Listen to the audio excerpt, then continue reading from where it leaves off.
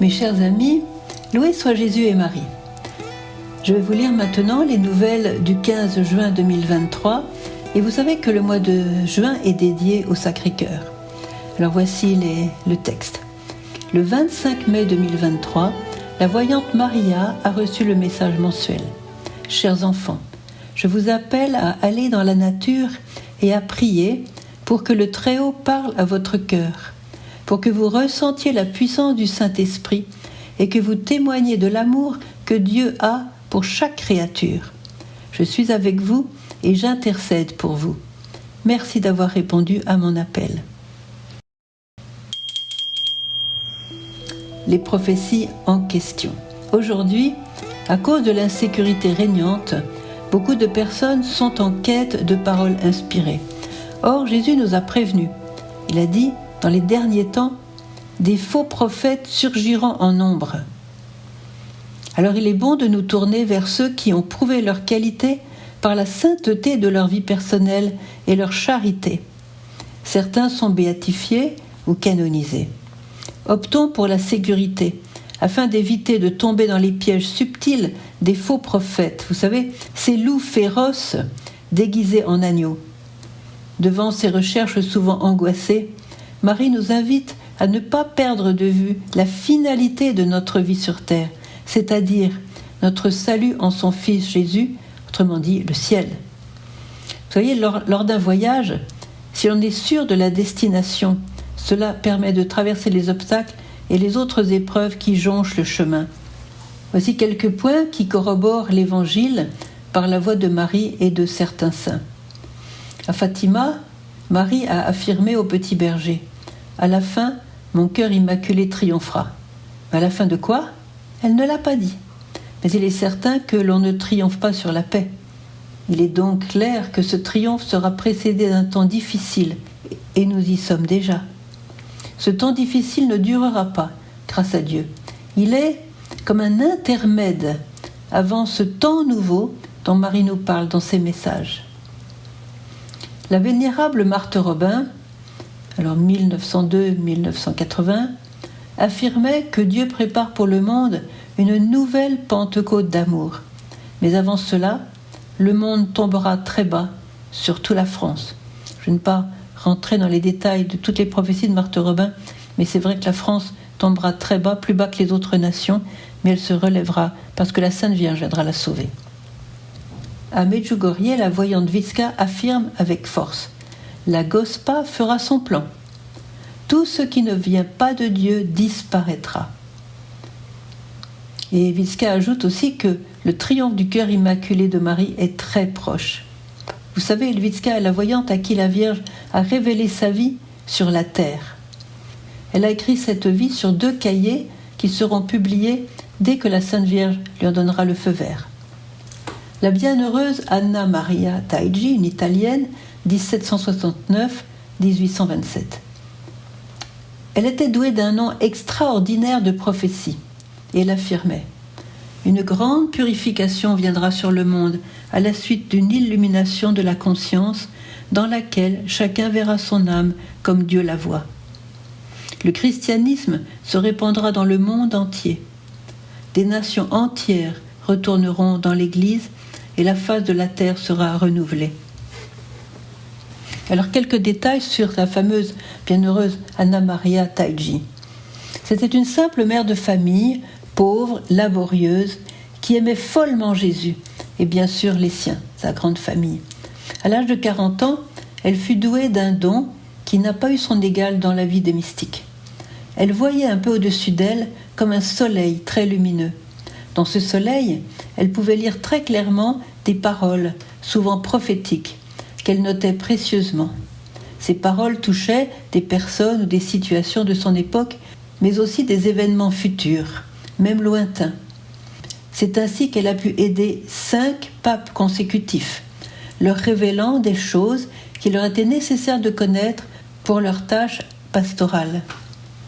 Beaucoup de papes ont été aidés par des mystiques. Nous avons l'exemple fameux de Sainte Catherine de Sienne. Maintenant, nous avons aussi la bienheureuse Anna Katharina Emmerich, 1774-1824. et elle eut le 30 décembre 1819 la vision d'un combat spirituel qui aboutit à la victoire de l'Église. Dieu lui montra que l'Église serait secourue tout spécialement par l'archange Saint-Michel, qui la délivrerait de terribles tribulations. Cette longue vision de la bienheureuse Anna-Katharina Emmerich est très encourageante.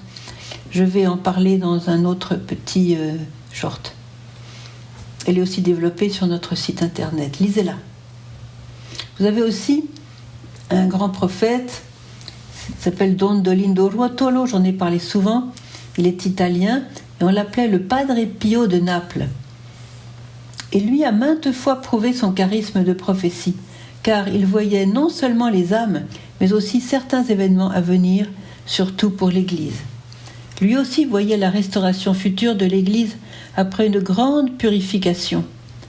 Voici quelques paroles qu'il reçut de la Vierge Marie elle-même. Donc c'est Marie qui parle. « Seule une grande miséricorde peut permettre au monde de dépasser le désastre dans lequel il est tombé. Le monde est devenu un champ de mort. Aucune voix ne le réveille, à moins qu'une grande miséricorde ne le soulève. Que croyez-vous que soit la miséricorde ? Elle n'est pas seulement l'indulgence, mais aussi le remède, la médecine, l'opération chirurgicale. La première miséricorde que doit recevoir cette pauvre terre, et l'Église en premier, doit être la purification. L'Église paraîtra presque abandonnée. Il faudra même fermer des églises. Le Seigneur brisera par sa puissance tous les liens qui à présent l'assujettissent à la terre et la paralysent. Alors on verra comment il valait mieux s'appuyer sur Jésus qui est la vie véritable de l'Église. Tout ceci est la miséricorde et non le mal. Jésus voulait régner en répandant son amour, il écartera donc tout ce qui n'est pas de lui. Vous savez, Don Dolindo, de plus en plus connu aussi en France, est en train de restaurer la paix intérieure chez des milliers et des milliers de personnes grâce à ses écrits sur l'abandon à Dieu et sa fameuse prière « Jésus, je m'abandonne à toi, c'est à toi d'y penser ». Aujourd'hui, ces âmes privilégiées que je viens de citer nous aident à élever nos regards vers celui qui seul peut nous sauver, et cela par amour et non par force. Rappelons aussi qu'avec Dieu, la fatalité n'existe pas. Toute prophétie reste imparfaite, car Dieu peut modifier ses plans en écoutant la prière de ses enfants, comme on le voit dans la Bible.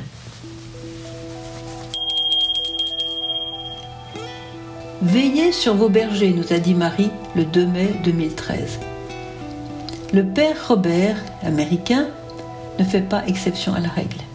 Comme tous les prêtres, il connaît l'âpreté du combat spirituel et il sait par expérience que l'ennemi du genre humain serait content de les détruire, lui et son sacerdoce.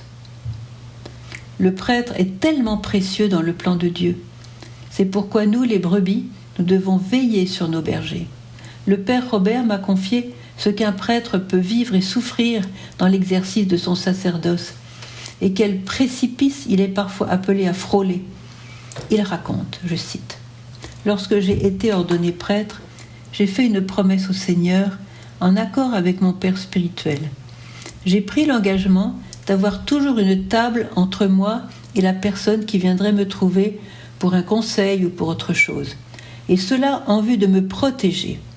Cette promesse n'a pas été toujours facile à tenir, mais je l'ai tenue grâce à Dieu. Elle m'a sauvée. Un jour, une femme est venue me trouver, car elle avait besoin de parler de sa situation de famille. Dès son arrivée, j'ai ressenti à son égard une forte attirance. Elle venait souvent me trouver, recherchant auprès de moi le réconfort dont elle avait besoin. Très vite, je suis tombé amoureux d'elle, mais vraiment amoureux. J'avais tous les symptômes de l'homme épris d'une femme. Elle commença à habiter mes pensées, à envahir toute ma sensibilité, mes émotions, etc. Je ne parvenais pas à contrôler ce sentiment. À chacune de ces visites, j'éprouvais un très fort désir de la prendre dans mes bras ou même de lui dévoiler mon sentiment. Mais entre nous, il y avait cette table. Oh, comme je détestais cette table! Combien de fois ai-je voulu la contourner, la renverser? Toutefois, la table ne bougea pas de place. Cette torture dura 3 ans. Et puis un jour, la femme arriva comme d'habitude et, surprise, je me rendis compte, en la regardant, que je n'éprouvais plus rien pour elle. Tout mon sentiment amoureux m'avait quitté. Il avait disparu aussi vite qu'il était apparu. Je ne me reconnaissais plus. Je ne voyais même plus ce qui, chez elle, avait pu m'attirer. Quel soulagement! Je continuai donc à aider cette paroissienne de mon mieux, mais avec cette merveilleuse liberté de cœur qu'un frère peut avoir envers une simple sœur en Christ.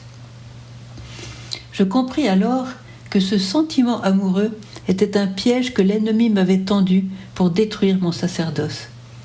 Mais la grâce prévenante de Jésus, lors de mon ordination sacerdotale, m'avait inspiré de lui faire cette promesse, de mettre une table. Comme j'étais loin d'imaginer alors que cette table allait sauver ma vocation de prêtre. Le père Robert exerça ensuite un charisme spécial envers les âmes tourmentées. Il reçut le don de comprendre la cause de ce qui n'allait pas chez ces personnes tourmentées et de déraciner le mal par la prière. Combien de cœurs a-t-il aidé, combien de vies a-t-il sauvé en priant et en témoignant de la miséricorde de Dieu? Quelle perte pour tant et tant de cœurs en souffrance sa chute aurait-elle causé? Aujourd'hui, ce prêtre est reparti vers le Père, rempli de cette joie d'avoir pu humblement servir l'Église et d'être resté prêtre au milieu des vagues. Béni soit cette fameuse table!